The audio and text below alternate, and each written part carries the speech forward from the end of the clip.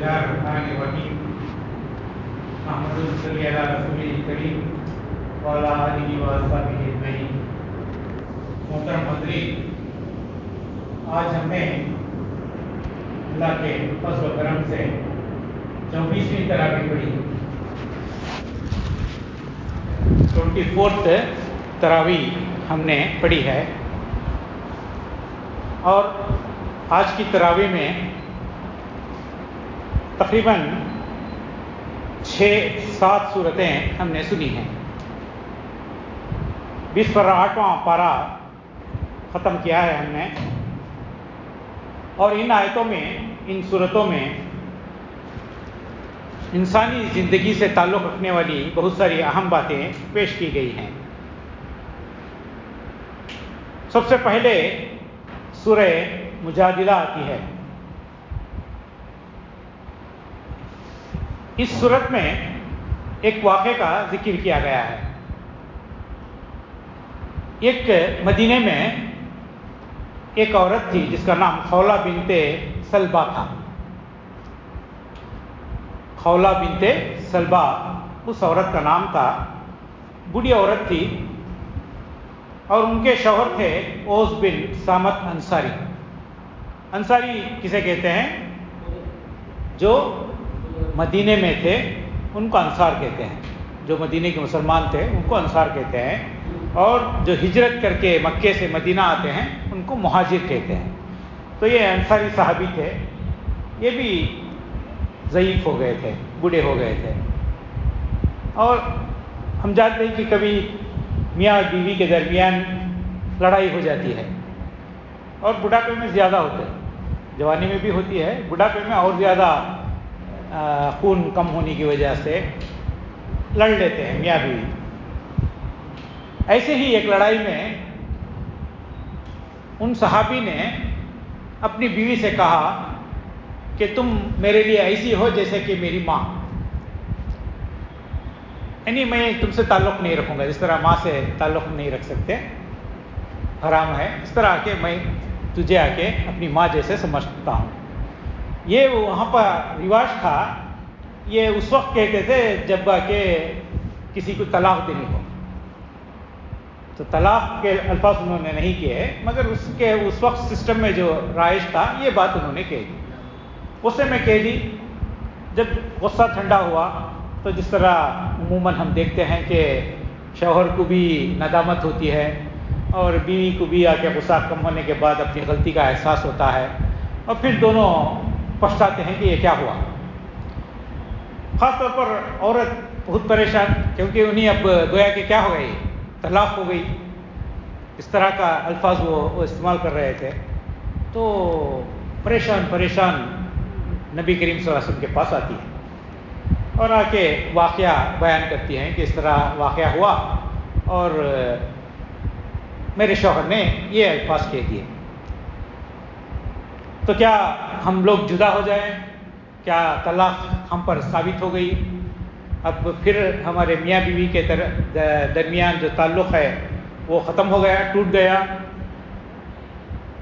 اب کیا ہو سکتا ہے؟ میں تو بہت بوڑھی ہو گئی ہوں، اب اگر وہ طلاق اگر ہو گئی ہے تو میں اب کہاں جاؤں گی؟ کس کے پاس رہوں گی؟ کون میری دیکھ بھال کرے گا؟ میرے کوئی گھر والے نہیں ہیں، میں تو سڑک پر آ جاؤں گی۔ تو بہت پریشان نبی کریم صلی اللہ علیہ وسلم سے اپنے حالات بیان کرتی ہے۔ تو یہ صورت اس کے تھوڑے دنوں کے بعد نازل ہوتی ہے، سورہ مجادلہ، اور اس میں اس عورت کا ذکر کامن انداز میں کر کے کہا گیا ہے کہ ایک خاتون کے شوہر نے ایک دفعہ غصے میں یہ کہہ دیا کہ اگر میں تمہیں ہاتھ لگاؤں تو ایسا ہے جیسی میں نے اپنی ماں کو ہاتھ لگایا۔ عربوں میں ان الفاظ سے طلاق ہو جاتی تھی، اور میاں بیوی میں لازماً جدائی ہو جاتی تھی۔ چنانچہ خاتون بہت پریشان ہوئی کہ ادھیڑ عمر میں شوہر اور بچوں سے جدا ہو کر کہاں جائیں گی۔ انہوں نے سارا معاملہ حضور اکرم صلی اللہ علیہ وسلم سے آ کر بیان کر دیا، اور بڑی عاجزی سے درخواست کی کہ اس کا کوئی حل نکالیں، مگر اس وقت تک وحی سے ایسی بات کے بارے میں کوئی فیصلہ نہیں آیا تھا، اس لیے آپ خاموش رہے۔ نبی کریم صلی اللہ علیہ وسلم اس وقت خاموش رہے۔ خاتون بار بار توجہ دلاتی رہی، آخر میں وہی نازل ہوئی کہ اللہ نے اس عورت کی بات سن لی جو تم سے جھگڑتی تھی، تم میں جو لوگ اپنی بیویوں کو ماں کہہ بیٹھے تو اس کہنے سے وہ مائیں نہیں بن جاتی۔ صرف الفاظ سے کہہ دینے سے تو میری ماں جیسا ہے، اس طرح کہنے سے وہ آگے عورت ماں نہیں بن جاتی۔ البتہ اس طرح کے لوگ ایک ناگوار اور جھوٹی بات کہتے ہیں، مگر ایسا کہنا بھی غلطی ہے نا، اس سے ماں نہیں بن جاتی، مگر کسی عورت کو اس طرح بار بار کہنا بھی اچھی بات نہیں ہے، غلط بات ہے، مگر اس کی سزا تو اس کو ملنی ہی چاہیے۔ تم میں جو لوگ اپنی بیویوں کو ماں کہہ بیٹھیں تو اس کہنے سے وہ مائیں نہیں بن جاتی، البتہ اس طرح کے لوگ ایک ناگوار اور جھوٹی بات کہتے ہیں۔ اب اگر وہ پلٹنا چاہیں، یعنی پھر واپس میاں بیوی کی طرح رہنا چاہیں، تو انہی ہاتھ لگانے سے پہلے کفارے کے طور پر یعنی انہوں نے غلطی کی ہے اور غلطی کریں تو کیا کرنا چاہیے؟ کفارہ دینا چاہیے۔ تو یہ کفارہ کیا ہے؟ تو اس صورت میں آ کے بتایا گیا کہ یہ غلام آزاد کرنا ہوگا۔ اس وقت غلام تھے، غلام آزاد کرنا ہے۔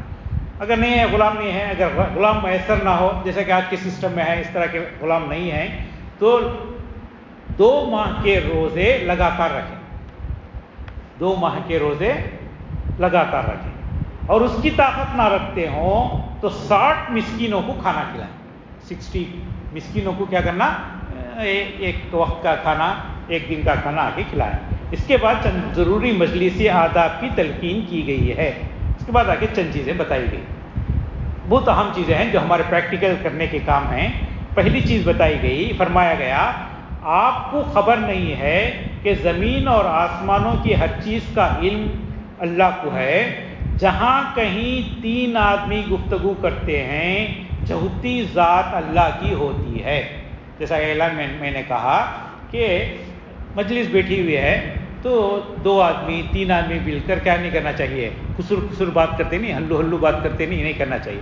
محفل جمی ہوئی ہے، اس محفل میں ہم لوگ 3 آدمی بیٹھ کے بات کرتے ہیں، تو دیکھنے والے کیا سمجھیں گے؟ کہیں ہمارے بارے میں تو بات نہیں کر رہے ہیں، کوئی غلط بات تو نہیں کر رہے ہیں، کہیں اس مجلس کے بارے میں تو نہیں بات کر رہے ہیں، اس طرح کے وہم و گمان پیدا ہو سکتے ہیں۔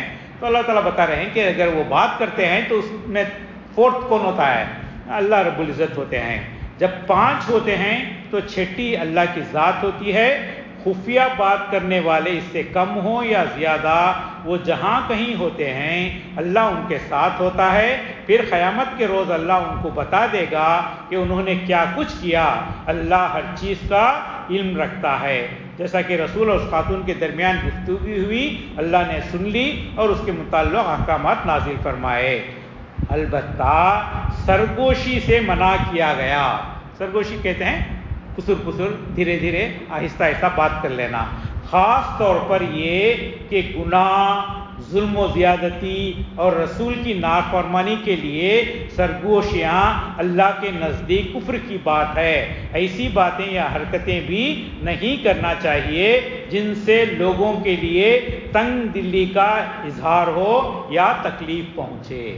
تو یہ آگے مجلس کے آداب بتائے گئے ہیں۔ تو مجلس جمی ہوئی ہو تو ہم آگے یوں دیکھ کر مسکرا کر ہم بھی بات کر رہے ہوں گے، کچھ اور بھی بات کر رہے ہوں گے، اور جب نظر اٹھاتے ہیں کسی کو دیکھتے ہیں، محفل کو دیکھتے ہیں، پھر بات کرتے ہیں تو محفل والے کیا سمجھتے ہیں؟ ہمارے بارے میں کوئی ڈسکشن ہو رہا ہے، شاید ہمارے بارے میں کوئی غلط چیز ہو رہی ہے، شاید بلکہ بدگمانیاں پیدا ہوتی ہیں، دشمنیاں پیدا ہوتی ہیں۔ ایسا نہیں کرنا چاہیے، اس سے وہ صورت آ کے ختم ہوتی ہے۔ اس کے بعد سورہ حشر شروع ہوتی ہے، یہ بھی آ کے مدنی صورت ہے۔ اس میں کہا گیا، اور مزید اسی میں ایک اور بات بھی کہی گئی جو میں آپ کو بتا دوں گا۔ اے لوگوں جو ایمان لائے ہو، جب تم سے کہا جائے، مجلسی کے آداب میں یہ بھی آتا ہے، اے لوگوں جو ایمان لائے ہو، جب تم سے کہا جائے کہ اپنی مجلسوں میں کشادگی پیدا کرو تو جگہ کشادہ کر دینا چاہیے۔ اب پہلے اکثر اعلان ہوتا نا، لوگ دور دور بیٹھے ہوئے ہیں، باہر بہت سارے لوگ کھڑے ہوئے ہیں، جمعے کا خطبہ چل رہا ہے، تو امام صاحب یا کوئی اور کہتے ہیں کہ صاحب اندر آ جائیے، سب لوگ قریب قریب بیٹھ جائیے، آنے والوں کو آ کے جگہ ملے، تو ہم لوگ کیا کرتے ہیں، وہ لوگ بولے تو ہمیں اٹھ جانا کیا کر کے، ہمیں کیا کرتے ہیں اپنی اپنی جگہ میں کوئی اٹھتا نہیں، اپنی جگہ چھوڑ کے آگے بڑھنا وہ کیا ہے، اپنی کمتری سمجھتے ہیں لوگ، اکثر سے کیا سمجھتے ہیں، کیا مجھے میری جگہ سے اٹھا لینا، مجھے بیٹھنے کی اجازت نہیں، کیا مجھے بیٹھنا تم لوگوں کو پسند نہیں، کیا اس طرح کے غلط چیزیں سمجھتے ہیں۔ اس طرح دعوتوں میں بھی ہوتا ہے، دعوتوں میں بھی مجلس بیٹھی ہوئی ہے، کسی ضرورت سے آ کے کسی کو اٹھا دیں تو ایک بے عزتی کی بات کی طرح لوگ سمجھ جاتے ہیں، ایسا نہیں ہونی چاہیے۔ دینی مجلسیں ہوں، جمعے کے خطبے ہوں، تو اس طرح اگر کسی کو اٹھنے کے لیے کہا جائے، اور وہ آ کے خاص مجلس کے لیے ہوتا ہے، مجلس میں کشادگی پیدا کرنے کے لیے، آنے والوں کو جگہ پیدا کرنے کے لیے یہ کہتے ہیں، تو اس میں کیا بھی دل میں کیا نہیں سمجھنا، کچھ غلط چیز نہیں سمجھنا، اٹھ کے جگہ کشادہ کر دینا چاہیے۔ تو جگہ کشادہ کر دیا کرو، اللہ تمہیں کشادگی بخشے گا۔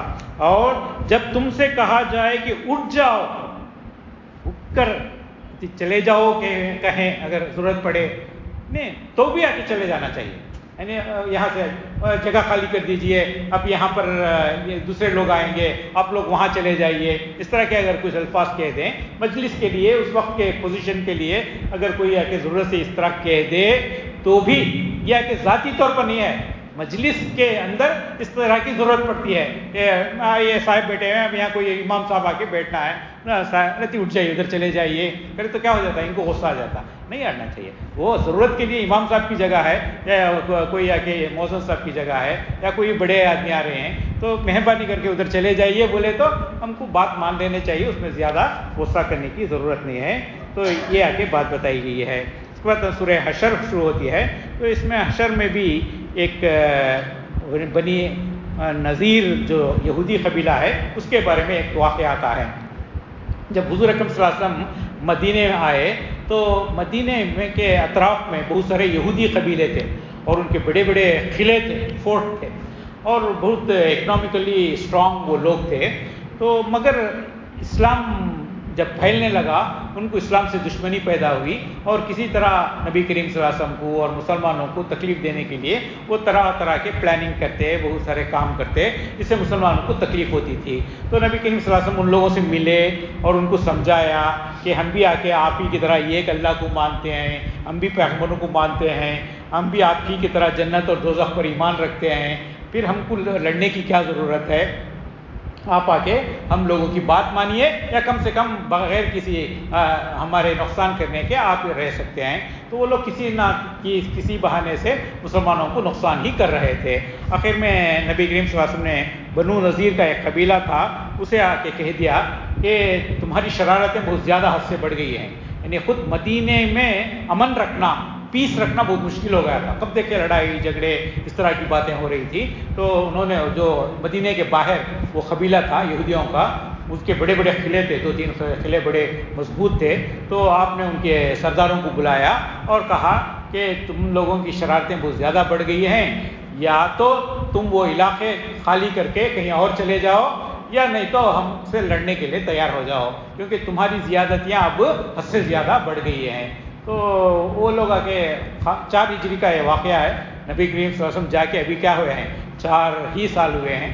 2 ہجری میں جنگ بدر ہوئی تھی، 3 ہجری میں جنگ احد ہوئی تھی، اور اسی جنگ احد میں یہ یہودی قبیلوں نے ان کی سپورٹ کی تھی، اسے جو کافر جو اٹیک کرنے کے لیے مدینے پر آئے تھے، تو ان کی مدد کی تھی، ان کو سپورٹ کیا تھا، انہیں آ کے اکسایا تھا۔ تو اس لیے اللہ کے رسول نے کہا کہ اس کی سزا ان کو ملنی چاہیے، کیونکہ اس طرح چھوڑ دیا جائے تو کیا کریں گے، یہ ہمارے مدینے کے لوگوں کو ہی ختم کر دیں گے۔ تو آپ نے کہا کہ چلے جاؤ یا لڑنے کے لیے تیار ہو جاؤ۔ تو ان لوگ آ کے خاموش ہو گئے، اپنے اپنے قلعوں میں جا کے بیٹھ گئے۔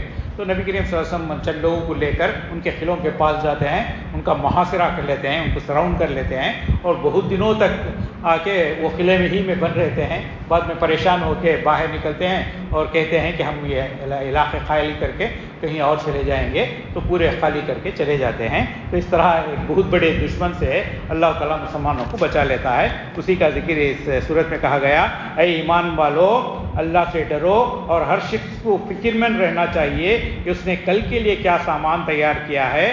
تم ہر حال میں اس سے ڈرتے رہو, اللہ تعالیٰ تمہارے سارے اعمال سے باخبر ہے. ان لوگوں کی طرح نہ ہو جاؤ جو اللہ کو بھول گئے تو اللہ نے انہیں خود اپنے نفس بھلا دیا.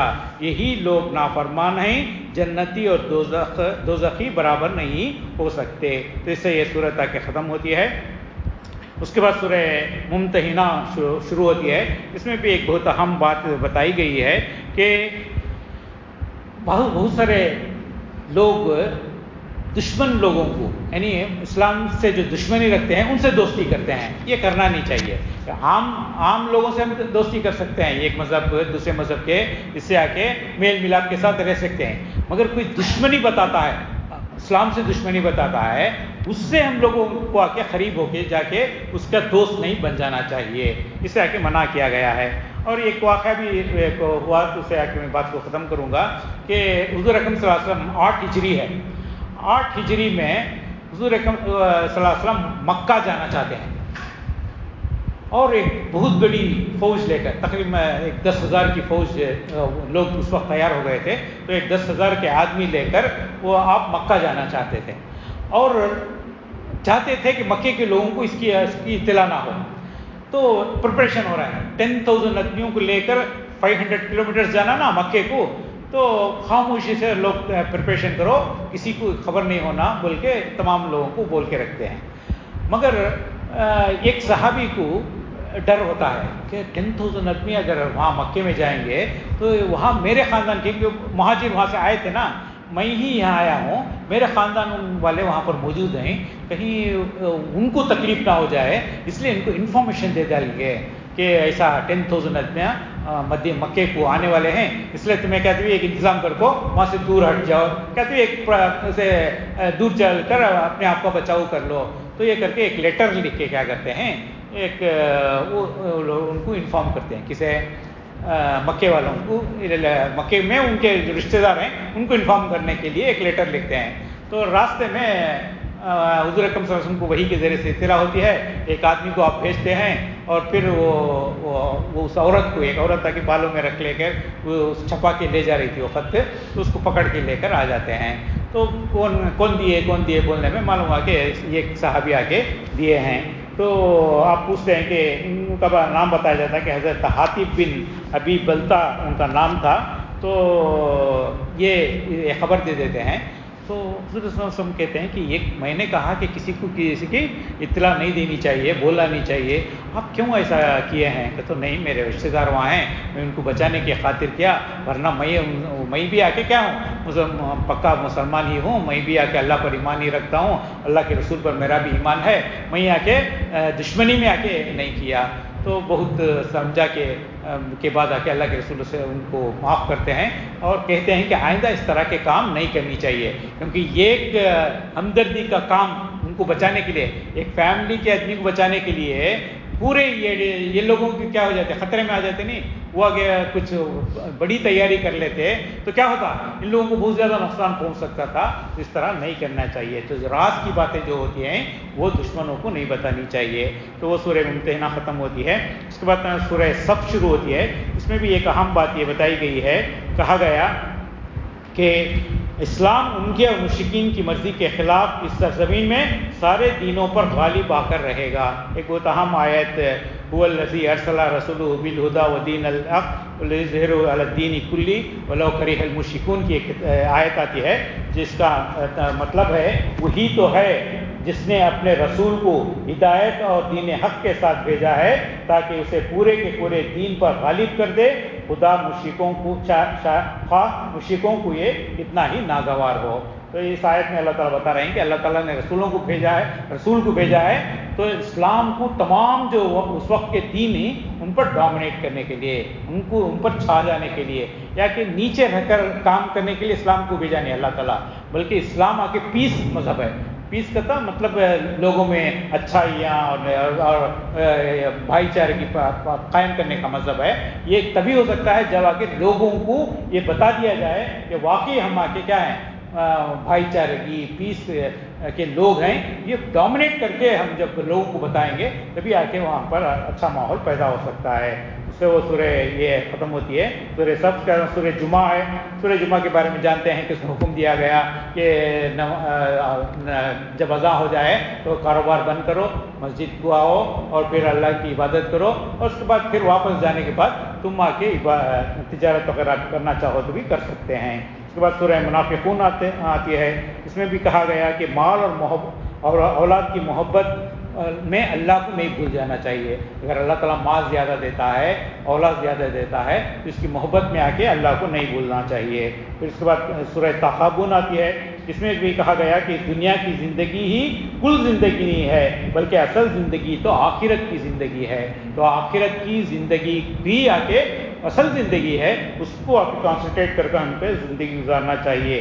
اور پھر سورہ طلاق آئی ہے. اس میں طلاق کے اصول بتائے گئے ہیں کہ طلاق کس طرح دینا چاہیے, اور بتایا گیا یہ فرمایا اے نبی صلی اللہ علیہ وسلم, جب آپ یا آپ کی امت عورتوں کو طلاق دے تو عدت شروع کرنے کے لیے صحیح وقت میں طلاق دے اور عدت شمار کرتا رہے, ان کو گھروں سے نہ نکالے. طلاق دیتے وقت عورت کو پاکی کی حالت میں طلاق دینا چاہیے. چند مسئلے ہم لوگوں کو جان کر رکھنا چاہیے. طلاق آ کے ایک جائز چیزوں میں سب سے زیادہ اللہ کو ناپسند چیز ہے. اللہ تعالیٰ پرمٹ کیے ہیں طلاق کو, مگر یہ جائز چیزوں میں سب سے زیادہ ناپسند چیز. اللہ تعالیٰ بھی پسند نہیں کرتے کہ لوگوں کے درمیان طلاق ہو, مگر ایکسٹریم کیسز میں جہاں مرد اور عورت مل کر رہ ہی نہیں سکتے تو اللہ تعالیٰ نے اجازت دی ہے. تو یہ ریلیکٹنٹ پرمیشن بولتے نہیں, بہت زیادہ ایکسٹریم کیسز میں جسے استعمال کرنا چاہیے. تو عام جو حالات میں بار بار کسی بات پر کھانا اچھا نہیں, طلاق, نہیں شادی پر نہیں بلائے طلاق, جہیز کم دیا طلاق, تو اس طرح کے نہیں کرنا چاہیے. تو کہا گیا کہ اور جو طلاق کے اصول ہیں کہ پاکی کی حالت میں طلاق دو, اور پھر طلاق دیتے کہ مانے امیڈیٹ چلو چلو نکلو باہر کر کے امیڈیٹ بھگا کے گھر سے نہیں چھوڑ دینا چاہیے, الا یہ کہ کسی سرئی برائی میں مبتلا ہو. یہ اللہ کے حدود ہیں, جو ان کو توڑے گا وہ ظالم ہوگا. عدت پوری ہو جائے, عدت جو دیتے ہیں تو وہ پوری ہو جائے تو یا تو انہیں بھلے طریقے سے اپنے نکاح میں رکھو یا بھلے طریقے سے ان سے جدا ہو جاؤ. جو اللہ سے ڈرے گا اللہ اس کے لیے کوئی نہ کوئی راستہ نکال لے گا. اور اس طرح اور باتیں بتائی گئی ہیں. آخر میں بتایا گیا. اس کے بعد سورہ تحریم شروع ہوتی ہے, جس سے آج کا یہ ختم ہوتا ہے. سورہ تحریم میں بھی ایک چھوٹا واقعہ آتا ہے. حضور اکرم صلی اللہ علیہ وسلم اکثر بیویوں کے پاس روزانہ ایک ایک کر کے جایا کرتے تھے. ایک بیوی کے پاس آ کے کچھ زیادہ دیر ٹہرنے لگے. ایک حضرت زینب جن کا نام تھا, تو ان کے پاس آ کے ضرورت سے زیادہ ٹہرنے لگے. تو دوسرے بیویوں کو تھوڑا رشک ہوتا ہے نا, ایک عورت کو دوسرے عورت سے کیا ہوتا ہے, رشک ہوتا ہے. لگیں گے کبھی بھی آ کے معمول میں اتنا خود نہیں رہیں گے, اب آ کے زیادہ ٹھہرتے نا اللہ کے رسول کیا بات ہے, اگر کو انکوائری کرتے. انکوائری کرتے تو معلوم ہوتا کہ وہ شہد سے ایک شربت بنا کے دے دیں. وہ آ کے بہت اچھا رہتا. تو اللہ کے رسول وہ شربت پی کے تھوڑا آرام گرام کر کے باہر آتے تھے. تو لوگ وہ شربت یہ پینے کی وجہ سے چاہ کے کیا ہے وہ اس مزے کے لیے اس کے اس چیز کے لیے اللہ کے رسول زیادہ ٹک رہے ہیں. تو ان لوگوں وہ تو شیطان سکھاتا نہیں کہتے ہوئے ایک طریقے ہے. ہمیں لوگ کیا بولنا, اللہ کے رسول ہے تو آپ کے منہ سے ایک قسم کی ایک بو آ رہی ہے. وہ شاید کسی شہد میں مختلف پھلوں کا رس ہوتا ہے نہیں, اس میں بعض شہد میں تھوڑی بو کی طرح آتی ہے. تو تب وہ بولیں گے کہ یہ فلاں شہد کھائے تو جیسا ہوتا بول کے, ایسا پورے بیاں بولنے رکھتے, 4-5 بیاں بولنے رکھتے. تو حضور کے کو بھی یہ خیال آتا ہے شاید میں جو وہ شربت پیتا ہوں اس کی وجہ سے میرے منہ میں یہ بو آتی شاید, بول کے کیا کرتے ہیں, میں آئندہ سے یہ شربت نہیں پیوں گا بول کے اعلان کرتے بولتے میں آئندہ سے نہیں پیوں گا وہ. تو اللہ تعالیٰ بولتے ہیں کہ آپ نبی ہیں, اور نبی آگے کوئی کام کرتا ہے تو کیا ہو جاتا ہے, وہ قانون بن جاتا ہے. آپ بیویوں کو خوش کرنے کے لیے ایک کام بولے, شہد نہیں پیوں گا, اس کا استعمال نہیں کروں گا, اگر بول دیے تو قیامت تک کے امتوں کے لیے کیا ہو جائے گا وہ چیز آ کے ایسا نہیں کرنا چاہیے. نبی کو بیویوں کا دل رکھنا ضروری ہے. خدا کے قرآن کہتا ہے کہ بیویاں ہیں تو ان سے اچھی بات کرو، ان سے اچھے پیش آؤ، انہیں خوش رکھو، ان کو خوش کرنے کے کام کرو. اس میں کوئی یہ نہیں ہے. اس کے وجہ سے حرام حلال میں آ کے فرق نہیں آ جانا چاہیے. حرام کو حلال اور حلال کو حرام کر لینا نہیں چاہیے بول کے اس سورہ تحریم میں آتا ہے. پھر اللہ کے رسول اس سے تو یہ کرتے ہیں کہ میں جو کہا ہوں وہ واپس لیتا ہوں، میں آ کے مجھے اس طرح کہنا نہیں چاہیے. تو اس سے بھی یہ بات معلوم ہوتی ہے کہ ہم بھی کسی کے محبت میں بڑھ کر اللہ کے حدود سے نہیں بڑھ جانا چاہیے. دین کے باتوں سے زیادہ بڑھنا نہیں چاہیے. تو اللہ تعالیٰ سے دعا ہے کہ اللہ تعالیٰ ہم کو ان چیزوں پر عمل کرنے کی توفیق عطا فرمائے. واخر دعوانا الحمدللہ رب العالمین. سبحان اللہ بحمدہ، سبحانک اللہم وبحمدک، اشہد ان لا الہ الا انت، استغفرک و اتوب الیک.